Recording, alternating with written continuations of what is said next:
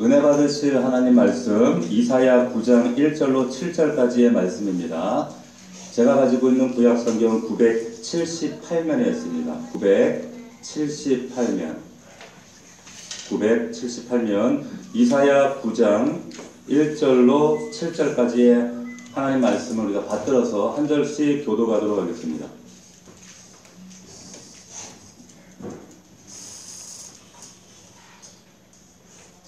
이사야 9장 1절 978면 다 찾으셨지요? 못 찾으신 분만 아멘? 네, 다 찾으셨어요. 자, 우리 9장 1절부터 7절까지 한 절씩 교도하겠습니다.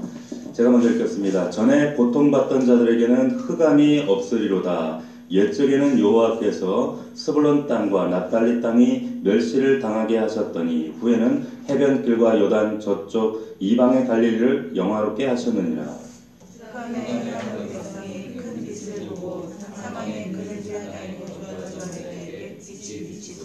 주께서 이 나라를 창성하게 하시며 그 즐거움을 더하게 하셨으므로 추수하는 즐거움과 탈취물을 나눌 때의 즐거움같이 그들이 주 앞에서 즐거워하오니 이는 그들이 무겁게 맨 멍에와 그들의 어깨에 채찍과 그 압제자의 망대기를 주께서 꺾으시되 미디안의 날과 같이 하셨음이니이다.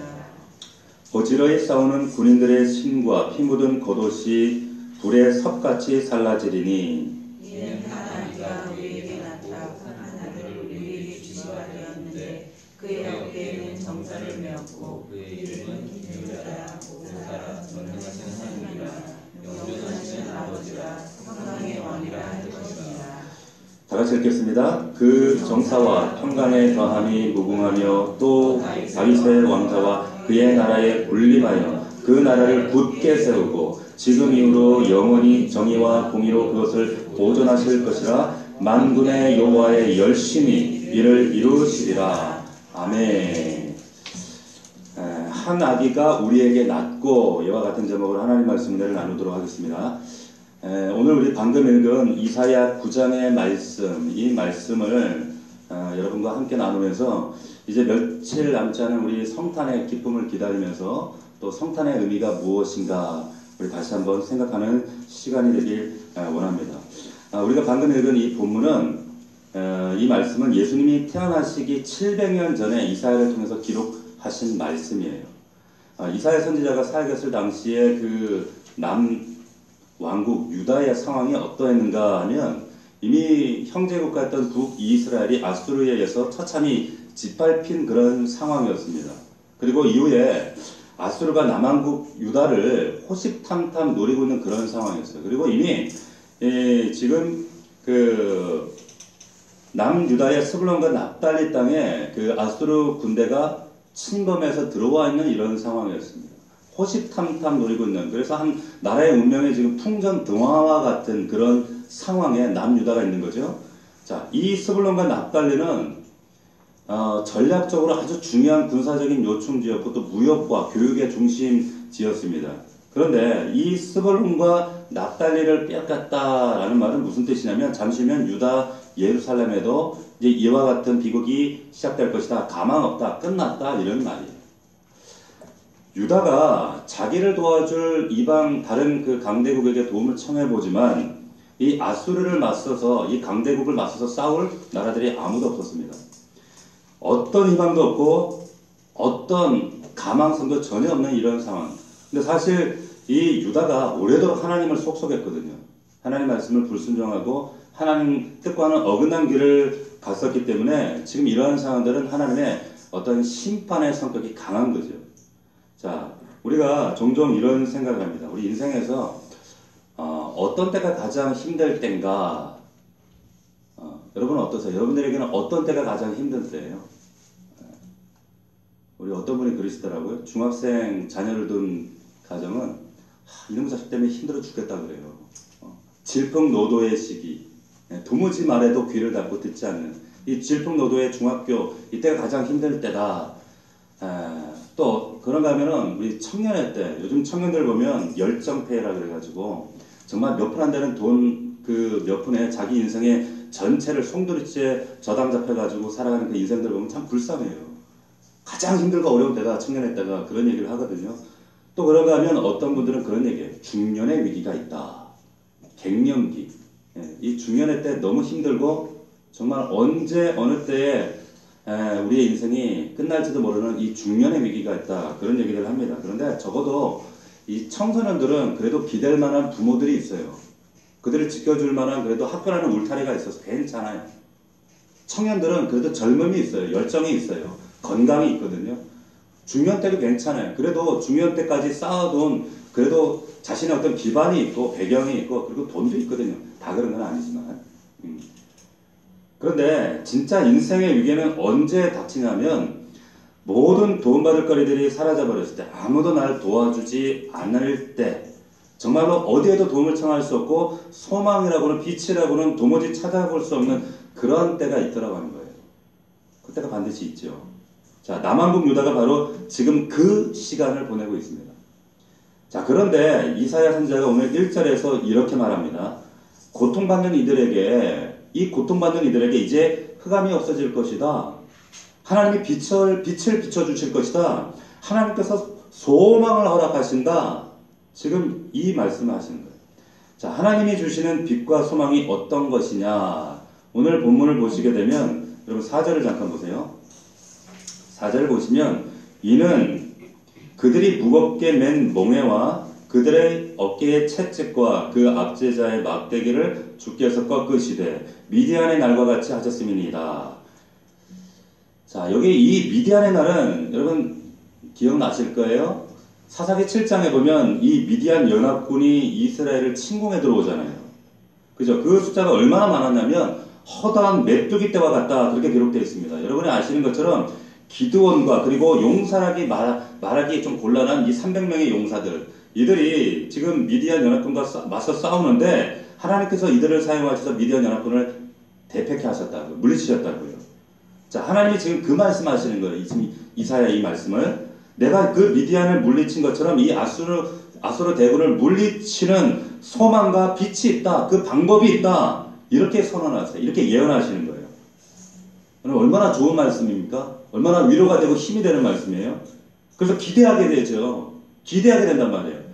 도대체 하나님께서 어떤 방식으로, 어떠한 대안으로 이 적들을 물리치시고 우리에게 소망을 주실 것인가?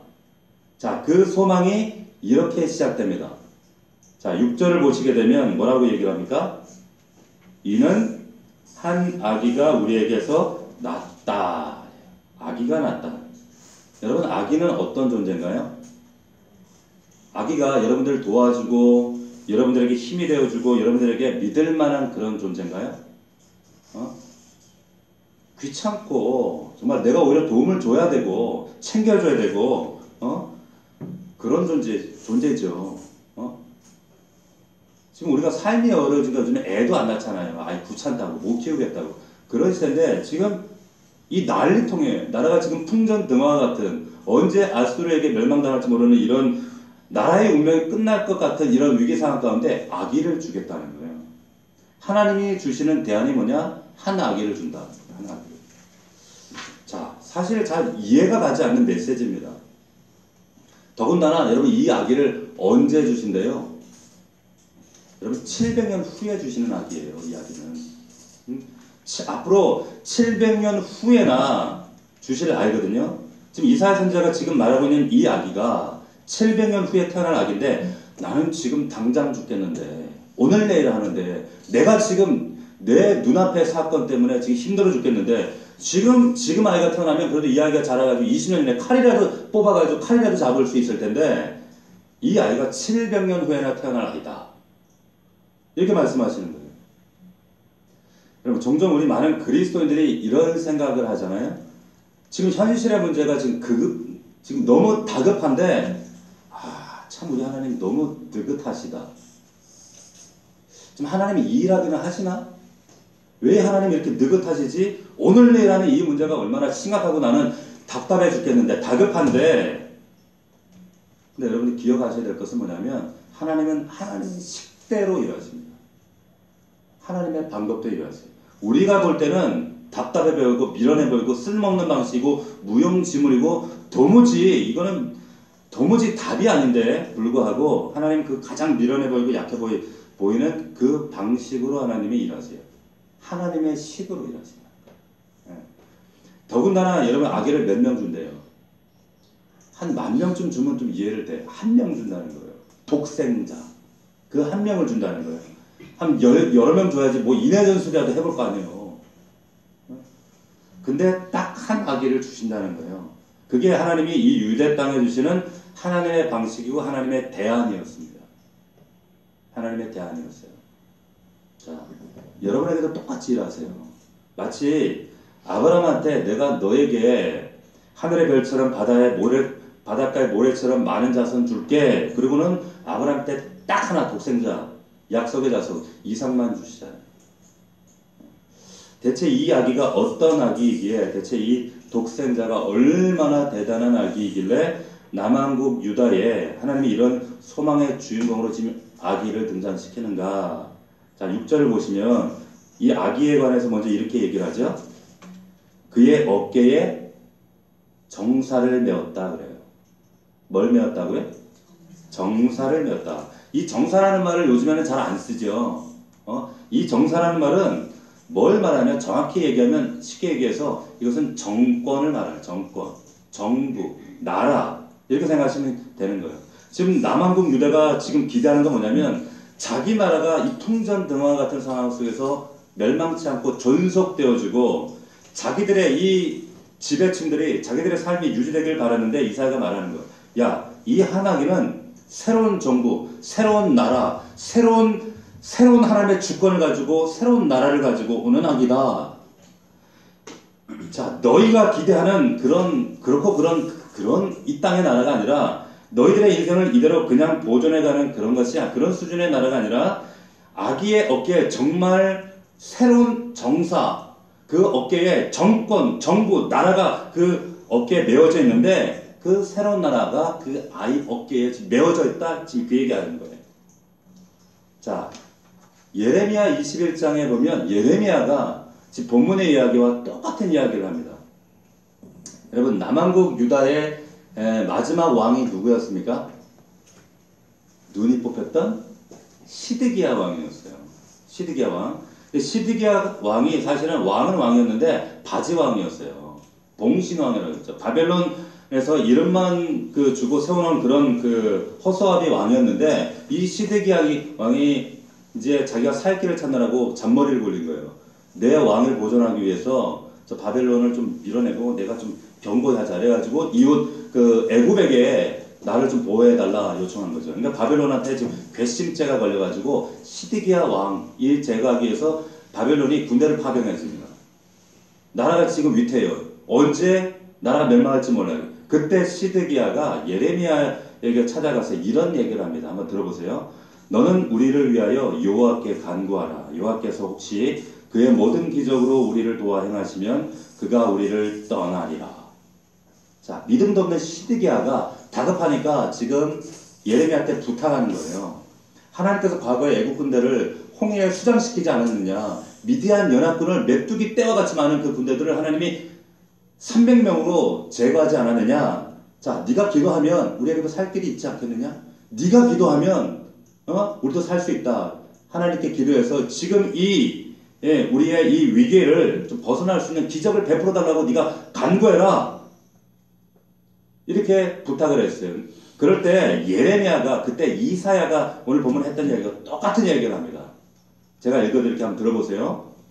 여호와의 말씀이니라. 보라, 때가 이르리니 내가 다윗에게 한 의로운 가지를 일으킬 것이라. 전혀 상황에 맞지 않는 이야기입니다. 그가 왕이 되어 지혜롭게 다스리며 세상에서 정의와 공의를 행할 것이며 그의 날에 유다는 구원을 받겠고 이스라엘은 평안히 살 것이며 그의 이름은 여호와 우리의 공이라 일컬음을 받으리라. 자, 무슨 얘기냐면 네가 통치하는 나라가 유지될 걸 기대하지 마라. 이 얘기하는 거예요. 하나님이 기대하는 완전한 새로운 나라, 정권, 그 새로운 정부는 완벽한 주권이 통치하는 그 나라는 다윗의 가지를 통해 나오게 될 것이다. 그렇게 얘기하는 거예요. 자, 무슨 말이냐면 지금 당장 힘들어 죽겠는데 당장 힘든데 지금 앞으로 먼 미래에 이루어질 사건을 얘기하는 거죠. 이게 약속이라는 거예요. 자, 당장 힘든데 우리 그리스도인들이 언제 오실지도 모르는 지금 예수님을 바라봐요. 세상 사람들이 볼 때 어쩔 때는 우리 스스로가 생각할 때도 참 이게 무슨 우리의 삶에 대안이 되는가, 해결이 되나 답답할 때가 있죠. 여러분 이사야 9장에 있는 이 이야기가 사실 우리의 이야기일 수 있는 것은 뭐냐면 오늘 지금 당장 우리 삶의 주변의 가정에 있는 오늘 내일 하는 사건들, 문제들, 정말로 해결해야 될 중차대한 이런 사건들, 당장 이 해결이 필요한데, 구원이 필요한데 언제 오실지도 모르는 예수 그리스도 그날을 바라보라. 이거 답답한 이야기거든요. 그럴 수 있거든요. 우리도 그렇게 살아간단 말이에요. 그리고 여러분 다시 오실 그 예수님이 그런데 왜 우리 인생의 대안인지, 오늘 이사야는 우리에게 그분의 이름을 통해서 예수 그리스도가 왜 우리에게 대안이 되고 있는지 그 이름을 통해서 소개합니다. 잘 보세요. 오늘 본문 6절을 보시게 되면 이사야가 그 한 아기를 보니까 그 아기에게 이름이 있어요. 자, 6절을 보시면 이는 한 아기가 우리에게 낳고 한 아들을 우리에게 주신 바 되었는데 그 어깨는 정사를 베었고 그의 이름은 나와 있어요. 그의 이름. 근데 그 이름이라고 하는 이 표현은 사실 정확한 번역은 아닙니다. 여기 이름이라는 그 말은 영어로 보면 토마크의 마크. 표식이라는 말이에요. 표식. 근데 히브리어는 이걸 뭐라고 표현하고 있냐면 셈이라고 했어요. 셈 들어보셨어요? 여러분 노아의 삼형제 가운데 세 형제가 있어요. 누구였어요? 셈과 함과 야벳이 있죠. 이 셈이에요. 노아의 아들이랑 같은 셈이에요. 자, 셈이라는 이 히브리 말은 명성, 표식, 이거 무언가의 표식이다라고 하는 뜻이에요. 이 셈이. 자, 여러분 셈이 이 이름이 왜 중요한가 하면 노아 홍수 이후에 홍수가 났죠. 홍수가 나서 노아가 이제 포도주를 마시고 취해가지고 벌러덩 자빠져 뻘거벗고 잠을 잤잖아요. 그랬더니 자식들이 아유 우리 아버지 저 주책이야 막 이러는데 셈이 뒷걸음질 쳐서 옷을 가지고 아버지 부끄러움 하체를 가려줬어요. 이때 그 이름으로 인해서 셈의 이름이 명성을, 그 이름의 표식을 받게 됩니다. 자, 여러분 그 셈이라는 그 이름 자체의 의미가 또 하나 어떤 의미가 있냐면 허물을 가려준다라는 뜻이 있어요. 허물을 가린다. 그래서 여기 셈이라는 이름이 결국에 하나님이 어떤 분이신지 그 특징을 우리에게 보여주는 마크 표식이 된다는 거예요. 자, 이사야가 지금 말하는 겁니다. 한 아기가 왜 우리에게 소망이 되고 빛이 되는가? 이 아기는 이런 표식이 있다라고 네 가지 표식을 말씀하고 있는 거예요. 네 가지 표식. 첫 번째 표식은 뭐냐? 기묘자 모사다. 이렇게. 기묘자 모사. 두 번째, 전능하신 하나님이다. 세 번째 뭐라 그래요? 영존하시는 아버지야. 네 번째, 평강의 왕이야. 이렇게 이야기합니다.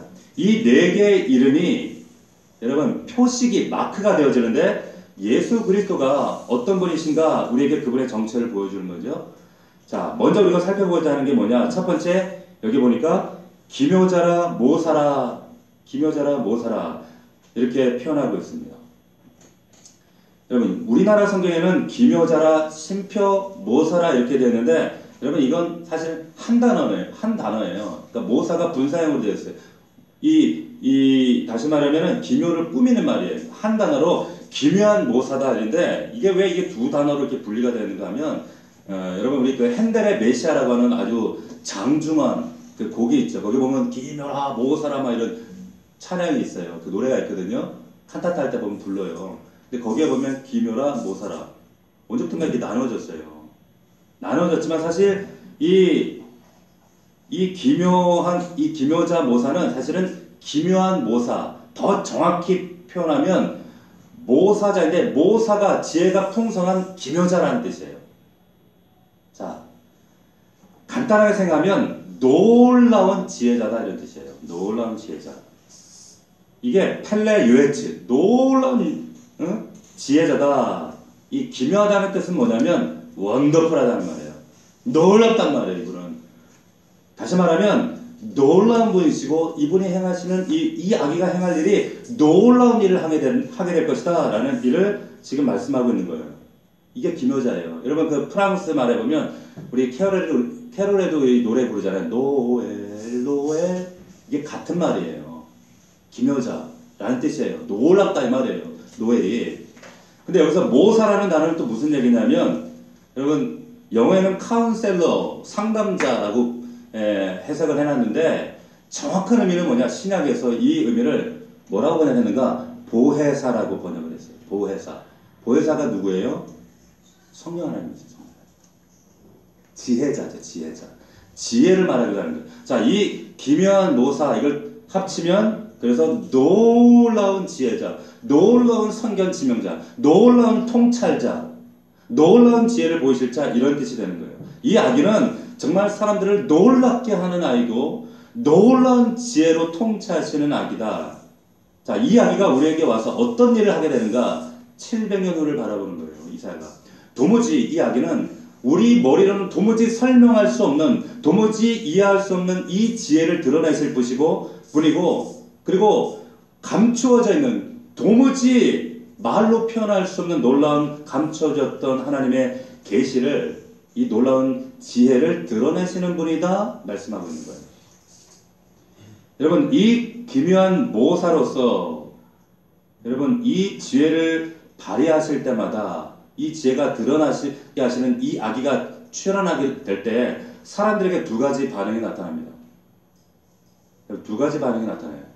그 뭐냐면 한 종류의 사람들은 이 지혜의 통치자를 만나게 됐을 때 경외감에 빠져요. 이 지혜의 말씀 앞에 압도돼요. 놀라워해요. 그래서 찬양하게 돼요. 그런데 반대편에 있는 사람들은 어떤 반응이 나타나는가? 적대감을 가집니다.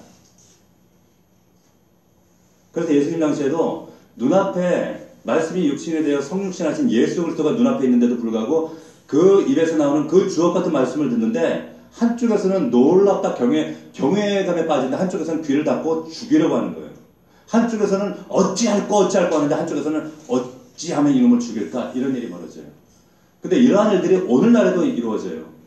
하나님의 말씀을 선포해도요. 그 말씀 앞에 나타나는 반응은 극명하게 대조되어집니다. 그래서 이 아기가 결국에 이 땅에 왔을 때 어떤 사람에게는 디딤돌이 되는데 어떤 사람에게는 걸림돌이 되는 거예요. 지혜가요. 자, 그래서 결국 보세요. 이 첫 번째 아기의 이것이 표식입니다. 기묘한 모사, 놀라운 지혜의 통치자다. 이 지혜가 드러나게 된다. 자, 두 번째 이름이 뭐냐면 뭐라고 그랬어요? 전능하신 하나님 이랬어요. 전능하신 하나님. 이 아기가 전능하신 하나님. 그럼 보통 히브리에서 전능하신 하나님 그러면 여러분 제일 먼저 떠오르는 단어가 뭐예요? 엘로힘. 또 혹은 뭐가 있어요? 엘샤다이. 자, 여러분 많이 들어보셨을 거예요. 그런데 여러분 똑같은 전능하신 하나님이라고 말할 때 또 다른 표현이 있습니다. 그게 뭐냐면 한번 따라해 봅시다. 엘 끼뽀르. 시작. 엘 끼뽀르예요. 끼뽀르. 그런데 여기 이 끼뽀르라는 말은 무슨 말이냐면 용사다라고 하는 뜻이에요. 용사. 그런데 이 히브리에서 말하는 용사는요, 그냥 뭐 싸움 잘하는, 뭐 싸움 끝내주게 하는 그런 용사를 말하는 그런 용사가 아니라 여기서 말하는 끼뽀르는 뭐냐면 한 번 싸움을 시작하면 반드시 승리하는 사람을 끼뽀르라고 그래요.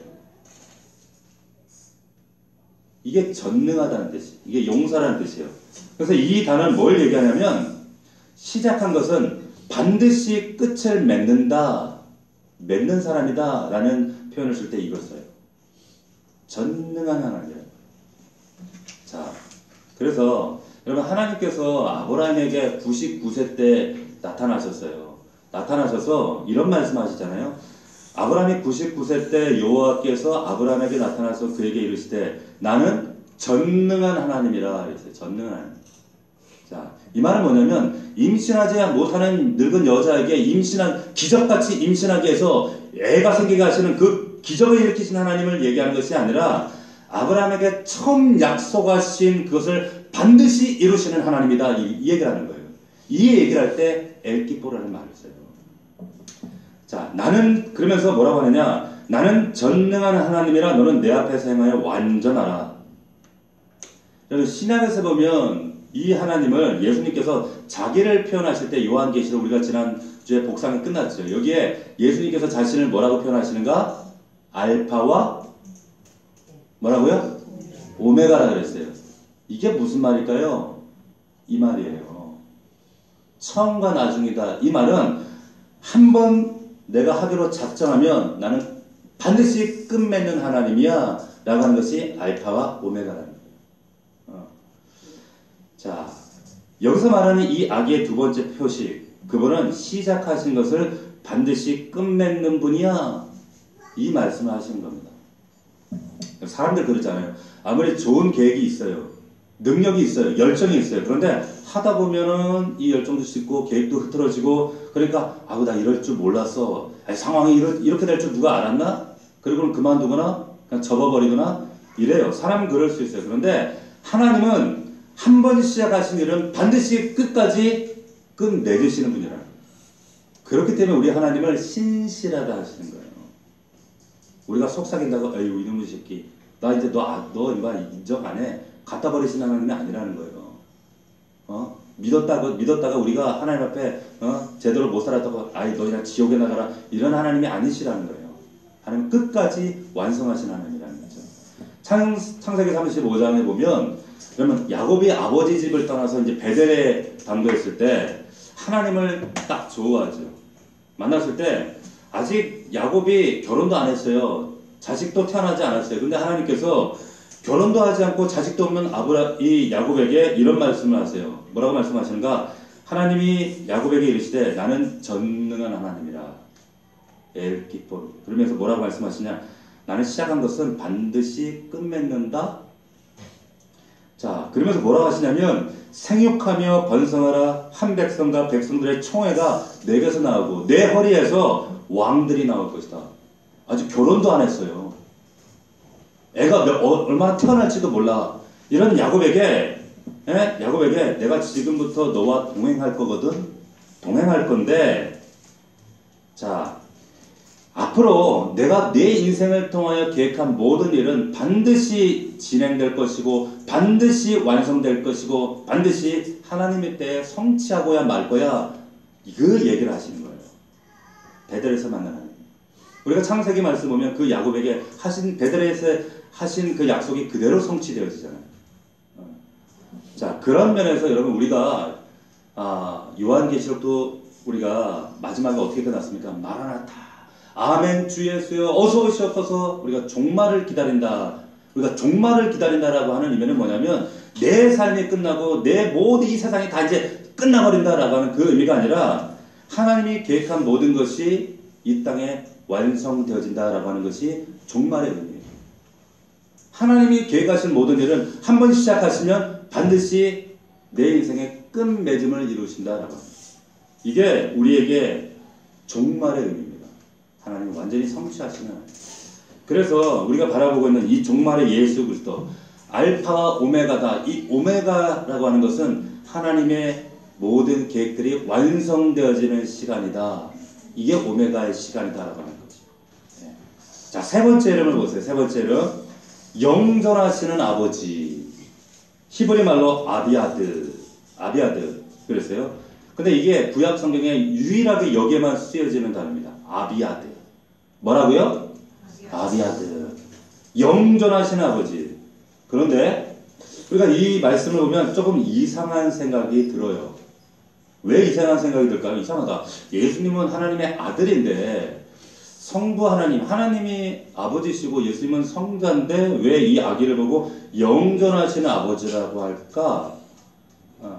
왜 영존하시는 아버지라고 할까요? 여러분, 히브리 말에 이 아버지라고 하는 것은 우리가 생각할 때 생물학적인 아버지를 말하는 게 아니라 히브리 세계관 속에서 이 아버지, 아비아드라는 말은 육신의 아버지를 의미하기도 하지만 이 말은 창조자를 얘기하는 거예요. 아버지 말은 당신이 창조자이십니다라는 고백이에요. 그래서 창세기 여러분 1장 27절을 보면 하나님이 자기 형상 곧 하나님의 형상대로 사람을 창조하시되 이랬어요. 이 말은 뭐냐면 하나님이 우리의 조물주라는 의미도 되지만 하나님은 아담과 하와의 아버지시다 이 말이에요. 아버지시다 이런 의미가 있는 거예요. 그래서 여기 나오는 아비아드 영존하신 아버지 이 말은 뭐냐면 하나님 이분은 이 아기는 우리의 창조주다. 창조주. 무슨 말이냐? 이 아기가 가지고 있는 이 세 번째 표식 영존하신 아버지 아비아드다 이 말은 뭐냐면 이분이 우리를 새롭게 지어주실 수 있는 분이다. 이분이 우리를 다시 재창조하시는 분이다. 이분이 우리를 새롭게 만지시는 분이다. 이 뜻을 가지고 있는 거예요. 할렐루야. 여러분 재창조 되셨어요? 재창조 됐지.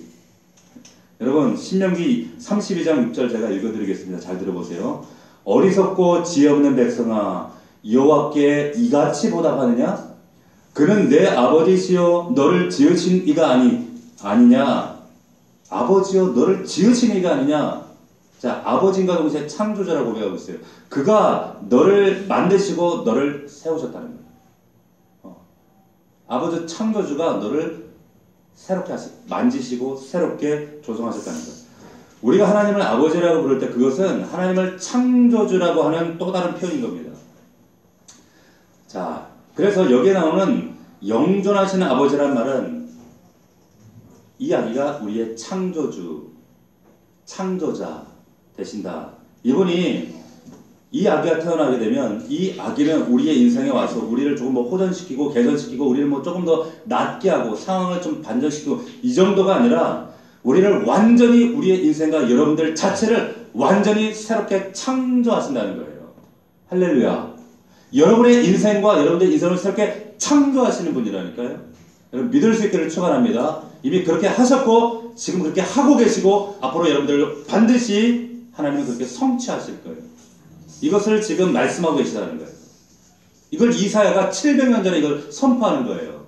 자, 그리고 마지막 한 가지 평강의 왕이다. 히브리 말로 샬롬이랬어요. 이게 무슨 말이냐면 평화의 우두머리다, 대빵이다 이런 뜻이에요. 여러분 우리가 평화라는 말을 종종 오해를 합니다. 평화 이러면 세상적인 평화, 아이고 뭐 다 좋은 게 좋은데 평화롭게 지내 이런 평화가 아니에요. 여러분 그 당시에 예수님이 사시던 그 시대에도 평화가 있었어요. 로마가 지배하던 소위 말하는 팍스 로마나 힘과 권력으로 전쟁을 일으켜서 힘과 권력으로 다스리는 그래서 유지되는 그런 모든 그 전쟁을 종식시키고 그들의 힘으로 유지하는 그런 평화가 있었어요. 실제로 지금 우리가 살아가는 이 땅에도 이 평화가 유지되려면 이 힘이 있어야 돼요. 권력이 있어요. 권력으로 이 평화가 유지는 돼요. 근근히 겨우겨우. 그러나 성경에서 말하는 여러분 평화는 이런 힘과 권력에 의해서 다스려지는 평화가 아니라 내가 애쓰고 힘써서 내가 이 힘만 있으면 이 평화를 내 가정과 삶 속에 유지하겠지라고 하는 그 평화가 아니라고 하는 거예요. 성경에서 말하는 이 평화는 물리적인 그런 평화가 아니라 잘 들으셔야 돼요. 이 평화는 관계를 의미하는 거예요. 관계. 그래서 여러분 이 평화라고 하는 의미, 어원적 의미는 뭐냐면 끊어진 관계를 이렇게 잇는다라고 하는 의미가 평화입니다. 평화가 뭐라고요? 끊어진 관계를 다시 이렇게 잇는다라고 하는 거예요. 잇는다. 그런 뜻이 평화입니다. 관계 회복을 말하는 거예요. 여러분 저와 여러분 우리 인간, 예수 믿기 전에 인간의 가장 근본적인 문제가 뭐였습니까?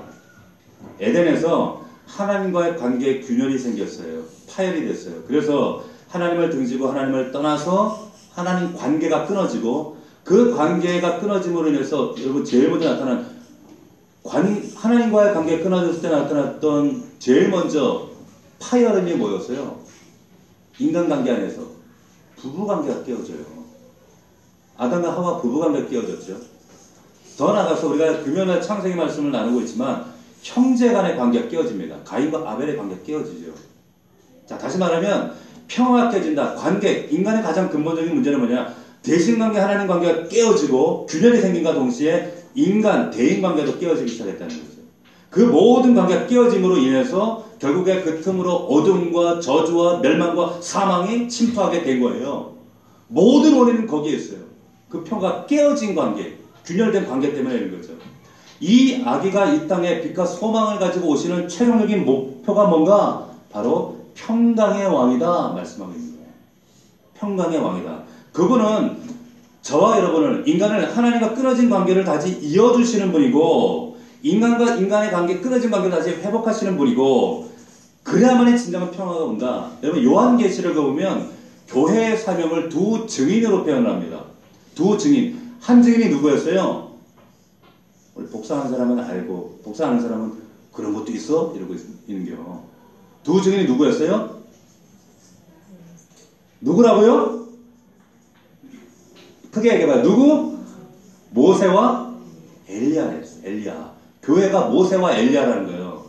뭘 의미한다고 그랬어요? 엘리야는 정말 바알과 아세라가 가득한 시대에 하나님 여호와를 잃어버린, 여호와 하나님과 관계가 끊어진 그 시대에 하나님과의 관계를 회복하는 역할을 누가 했어요? 엘리야가 했잖아요. 여호와 신앙을 회복하라 외쳤던 선지자의 대표. 율법에 듣던 모세는 뭐 했어요? 애굽의 압제에서 이스라엘 백성을 구원했잖아요. 그래서 교회는 두 증인 모세와 엘리야와 같은데, 교회의 사명은 뭡니까? 바로 구원하고 끊어진 관계를 다시 잇고 회복하게 하는 거예요. 관계를 회복케 하는 거예요. 하나님과의 관계만 회복할 뿐만 아니라 끊어진 부부의 관계도 회복시키고, 자녀들과의 관계도 회복시키고, 이웃과의 관계도 회복하는 거예요. 아니, 하나님만 잘 믿으면 되지. 너 천만의 말씀. 하나님과의 관계에 단적으로 드러나는 것은 네가 이웃과의 관계를, 가정에서 가족과의 관계를 어떻게 하느냐, 여기에 단적으로 드러나는 거죠. 그래서 하나님 관계가 소중하면 여러분 가정 안에서 관계도 너무너무 소중한 거예요. 하나님이 제일 소중하고 가정은 아니지가 아니에요. 가정이 소중한 만큼 하나님 나라도 소중하고, 하나님 나라가 소중한 만큼 그래서 가정도 소중한 거죠. 이거는 우열을 가리는 게 아니라는 거예요. 자, 하나님께서 이제 관계를 복원하신다. 그래서 이 아기가 가지고 오는 최종적인 목표가 뭔가? 바로 평강의 왕이다. 관계 복원이다 말씀하시는 거예요. 이어붙여 주신다. 회복해 하신다. 여러분, 예전에 여러분들에게 한 두어 번 보여드린 그림이 있어요. 렘브란트의 돌아온 탕자라고 하는 그림. 그 아버지가 아들을 끌어안고 있는 이 그림, 렘브란트의 그림을 한 두어 차례 보여드린 적이 있거든요. 이 그림을 보고 렘브란트의 그림에 영감을 받아서 누구죠? 헨리 나우엔이라는 아주 영성가가, 원래 이분이 사제거든요. 이분이 책을 써서 이 그림을 묵상하면서 책을 썼어요. 근데 거기 보면 참 놀라운 이야기들을 많이 기록하고 있는데, 이 렘브란트의 돌아온 탕자 그 그림에 보면 참 놀라운 통찰력, 이 렘브란트가 이 그림 안에 담겨둔 통찰력이 있어요. 그게 뭐냐면, 그 탕자의 얼굴이요, 잘 안 보여요. 안 나타납니다. 근데 아버지의 얼굴, 그리고 큰 아들의 얼굴이 나타나요. 근데 그 아버지가 그 돌아온 탕자를 끌어안고 포항하면서 끌어안고 있는 손을 보면 한 손, 오른손, 왼손, 오른손을 이렇게 끌어안고 있는데, 여러분 그 손을 가만히 보시면 한 손은 여자 손인데 한 손은 남자 손이에요. 한 손은 여자 손인데 고운 여자 손이에요. 한 손은 남자 손이에요. 왜 그렇게 해놨을까? 렘브란트가 의도했다는 거예요. 목적이 있다는 거예요. 하나님의 사랑은, 하나님께서 우리를 끊어진 관계를 회복하고 복원하실 때 우리를 품어주시는 그 사랑은 남자 같은, 아버지 같은 이 완력으로, 힘으로, 혹은 여자 같은, 어머니 같은 그 연민과 사랑의 여자 같은 손으로,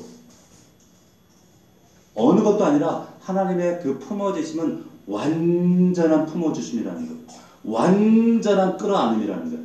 그래서 완전하게 그 관계를 회복해 하신다는 거예요. 보온케 하신다는 거예요. 이게 렘브란트의 그림 안에, 여러분 나중에 핸드폰 나중에 예배관 보세요.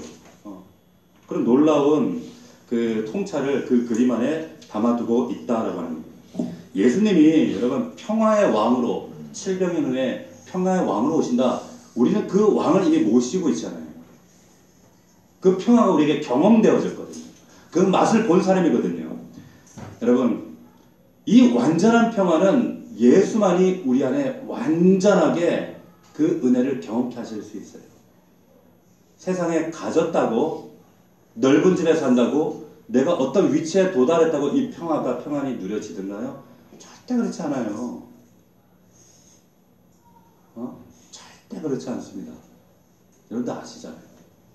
오죽하면 세상에 가질 거 다 누려봤던 솔로몬이 야 그거 헛되고 그거 다 헛되다 헤벨 이랬어요.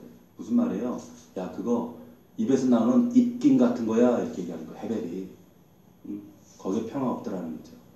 진짜 평화는 예수 안에 있고 그 예수가 내 안에 들어오실 때 비로소 내 안에 이 빈 공간 안에 참된 평화와 자유를 누리는 거죠. 자, 요한복음 14장 6절 말씀입니다. 예수께서 이르시되 내가 곧 길이요 진리요 생명이니 나로 말미암지 않고는 아버지께로 올 자가 없다. 이분만이 진짜 참 평화의 길이다 말씀하고 있는 겁니다. 여러분 오늘 이 성탄절에 앞서서 700년 전에 이사야가 지금 선포했던 이 악이야말로 흑암을 깨뜨리는 빛이고 우리에게 진짜 눈에 보이는 현실의 고통이 아니라 우리에게 진짜 이 흑암의 문제를 해결할 수 있는 유일한 분이다 라고 하는 것을 이 아기를 통해서 말씀하고 있는 거예요. 이 아기가 우리에게 진짜 소망이다. 이 아기가 진짜 빛과 소망이다. 이 아기가 우리에게 왜 빛과 소망이 되는가? 이 아기는 아주 특별한 아기다. 놀라운 아기, 하나밖에 없는 아기다. 이 아기에게 마크가 있다. 표식이 있다. 이름이 있다. 그 이름이 놀라운 모사다. 놀라운 모사. 놀라운 지혜를 가지고 있다. 감추어져 있던 것을 우리에게 보게 하고 이 놀라운 지혜가 이 아기에게 임하는데 이 놀라운 지혜를 보게 한다는 거예요. 또한 이 아기는 전능하신 하나님이다. 한 번 시작한 것은 반드시 끝맺는 하나님이야. 절대 포기하지 않으신다. 이 아기. 세 번째, 이 아기가 어떤 분이냐? 위대한 통치자. 단순히 여러분들의 삶을 개선하고 변화시키고 좀 나태해주고 해주는 그런 하나님이 아니라 완전히 새롭게 재창조하시는 분이다. 새롭게 하실 수 있는 분이다. 이분은 우리 인생의 모든 곤란한 문제의 원인이 되어지는 이 끊어짐, 단절의 문제를 해결하실 수 있는 평강의 왕이다. 이렇게 예언하고 있습니다. 자, 이 말을 어떻게 우리에게 이루시는가? 7절 말씀. 이렇게 이루셔요.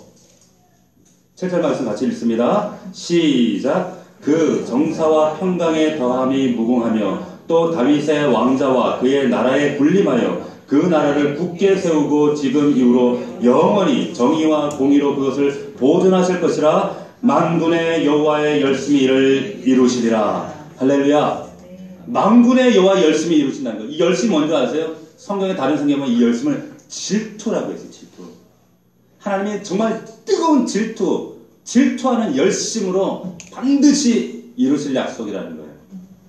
자, 여기 보면 만군이라는 의미는 뭐냐면 여러분 은하수예요. 은하수. 근데 은하수 같이 많은 하나님 부리시는 군대를 통해서 하나님께서 죄를 극복하고 우리의 환경을 극복하고 우리의 난관과 어려움을 다 극복해서 어떤 문제가 있을지라도 하나님은 이 약속을 성취하고야 말겠다.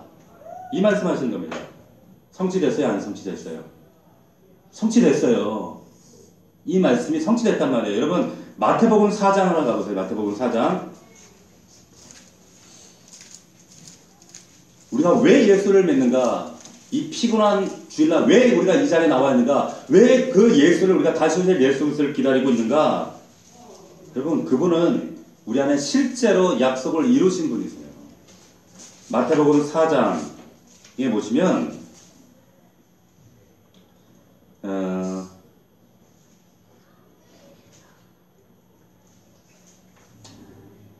4장 12절 말씀부터 여러분 눈을 따라서 잘 보세요. 여기 보면 예수께서 요한이 잡혔음을 들으시고 그랬어요. 여러분 가장 어두웠던 시대가 언제냐면 여러분 이스라엘의 그 로마의 식민지로 있을 때 그나마 세례요한이라는 선지자가 그래도 마지막 때를 선포하고 회개를 선포하고 빛으로 사역을 감당했는데 그 마지막 선지자마저 지금 순교하실 때 그때 가장 깜깜했을 때예요. 가장 어두웠을 때입니다. 식민 상황에서 영적으로는 육적으로는. 근데 그때 예수님께서 지금 이제 예수님 하시는 말씀이에요. 예수께서 요한이 잡혔음을 들으시고 갈릴리로 물러가셨다가 나사렛을 떠나 스불론과 납달리 지경 해변에 있는 가버나움에 가서 사시니. 자, 예수님이 갑자기 나사렛에서 사시다가 갑자기 가버나움으로 왜 이사하셨는가? 왜 이사하셨을까요? 여러분, 이 가보남이 지금 이사야 9장 이사야가 말했던 바로 그 스불론과 납달리예요. 자, 이 스불론과 납달리 외적의 침입을 받고 조만간 유다가 멸망할 거라는 운명 같은 그 상징적인 지역, 그 지역으로 지금 이사를 가신 거예요. 가셔서 자, 뭐라고 하시는가? 이는 선지자 이사야를 통하여 하신 말씀을 이루려 하시며 700년이 지난 시점에서 일러스되 스불론 땅과 납달리 땅과 요단강 저편 해변길과 이방의 갈릴리어 흑암에 앉은 백성이 큰 빛을 보았고 사망의 땅과 그들의 앉은 달에게 빛이 비치었도다 하였느니라. 자, 이때부터 같이 읽겠습니다. 시작. 이때부터 예수께서 비로소 전파하여 이르시되 회개하라. 가까이 왔는.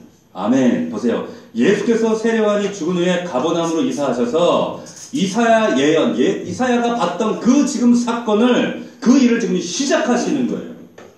그분의 어깨에 메었던 하나님 나라의 주권, 정부, 정권, 새로운 나라를 예수님이 시작하시는 겁니다. 뭐라고? 회개하라. 하나님 나라가 이제 왔다. 그리고는 감추었던 모든 놀라운 모사들, 하나님의 지혜를, 그 일을 드러내십니다. 어디서 드러냈어요? 십자가에서. 그리고 부활로 말미암아 그 지혜.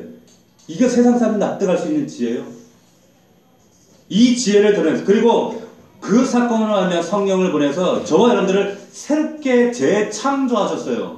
새롭게 빚으셨어요. 강팍했던 우리 마음을 새롭게 부드러운 마음을 조성하시고 우리 안에 나를 하나님의 성전을 삼으셔서 왕같은 제사장으로 우리를 만드셨다는 거예요.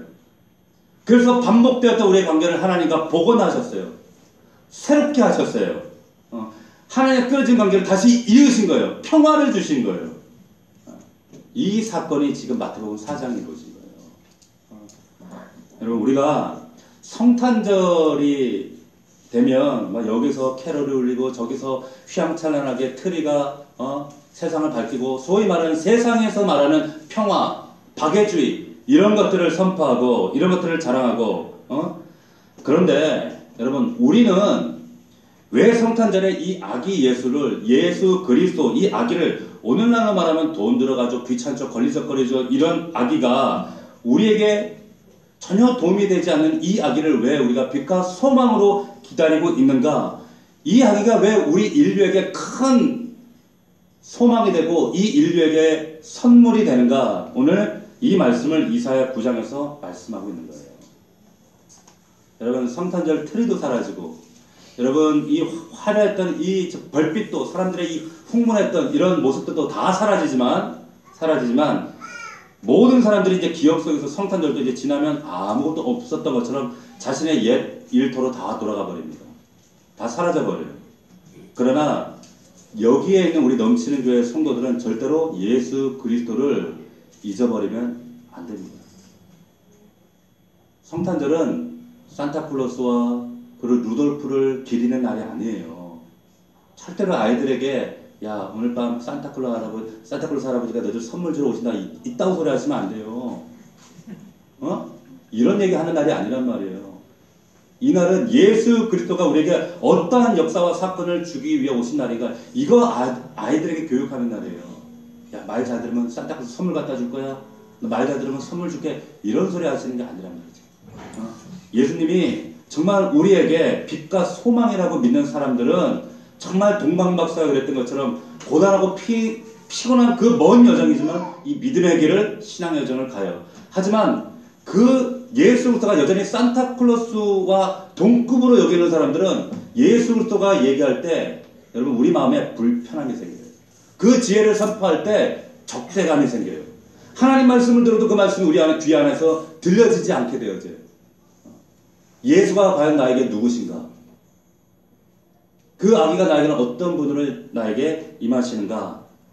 오늘 이사야 선지자가 우리에게 말합니다. 하나님의 빛과 소망은 이렇게 온다. 한 아기를 우리에게 주신다. 근데 이 아기가 보통 아기가 아니다. 근데 이 아기를 통하여서 우리에게 진정한 평강의 왕, 우리에게 진정한 평화가 임하게 되어진다 말씀하고 있다는 것입니다. 여러분 안에, 이 하나님께서 여러분 안에 비춰주시는 이 빛과 소망, 이 생명의 빛이 있는가? 여러분, 무엇보다도 오늘 이 아기의 이름, 예수의 이름 속에 감추어져 있는 이 네 가지 마크, 표식을 통해서 우리가 반드시 깨달아야 돼요. 한 번 시작하신 것을 하나님은 반드시 끝맺는 분이다. 이분은 우리에게 놀라운 지혜를 열어주시는 분이다. 이분은 나의 창조주시다. 그리고 이분은 나를 새롭게 하실 수 있는 분이다.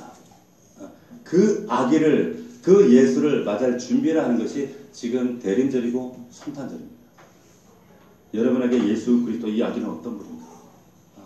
우리가 다시 한번 이 말씀을 우리가 돌아보면서 정말 이 성탄이 이 예수 그리스도가 우리에게 진짜 생명이 될 수 있기를 주님의 이름으로 축복합니다. 기도합시다. 자, 이 시간 우리 1분간만 함께 기도했으면 좋겠습니다. 하나님, 나에게 예수 그리스도는, 이 아기는 나에게 어떤 아기입니까? 한번 기도하셨으면 좋겠습니다. 하나님, 정말로 이 아기가, 이 예수 그리스도 정말 나에게 기묘한 지혜자, 기묘한 모사자가 맞습니까? 나에게 하늘의 지혜를 열어보이시고 이 땅의 삶의 놀라운 지혜의 역사를 나에게 깨닫게 하시고 십자가의 비밀과 그 은혜를, 부활의 능력을, 그 지혜를 허락하신 그 하나님이 내 안에 계신 게 맞습니까? 하나님은 전능하신 하나님이십니다. 정말 그 하나님은 한 번 내 삶 속에 시작하신 일을 반드시 끝맺음을 내시는 하나님이십니까? 하나님, 그분은 영존하신 나의 아버지가 맞습니다. 나의 평강의 왕이 맞으십니다. 그 하나님이 내 삶 속에 온전히 경험되게 하시고 이루어지게 하옵소서. 하나님을 신뢰합니다. 하나님, 머리로 믿는 신앙이 아니라 영혼의 가슴으로, 심장으로 믿는 우리 믿음 되어지길 원합니다.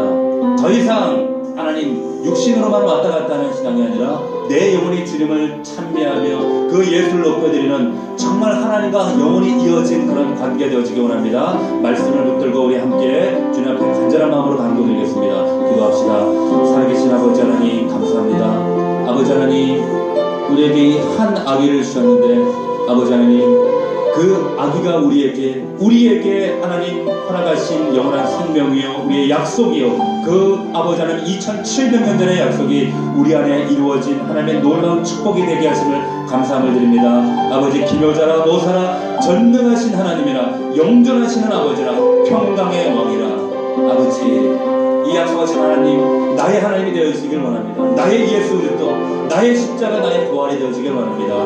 아버지 하나님, 정말로 가방만 들고 다니는 신앙이 아니라 교회 마당만 밟는 그런 믿음이 아니라 오직 그 예수 그리스도와 바른 관계로 이어진 그 하나님을 하나님으로 고백하는 그 아버지가 나의 창조주이심을 인정하고 믿고 고백하는 우리 넘치는 가족들 다 될 수 있도록 도우시고 인도하여 주옵소서. 아버지 하나님, 연약합니다. 여전히 환경을 바라봅니다. 여전히 내 눈앞에 있는 문제들 앞에 낙심하고 낙담할 때도 많이 있습니다. 하나님, 그러나 700년 후에 앞으로 다시 오실 예수 그리스도를 바라본 것과 같이 우리가 그 예수를 바라보며 이 예수가 내 안에 계실 때 이분이 왜 나에게 정말로 참된 빛과 소망이 되는지, 내 삶의 능력이 되는지를 우리가 삶으로 간증하며 깨달을 수 있도록, 경험할 수 있도록 아버지 역사하여 주시옵소서.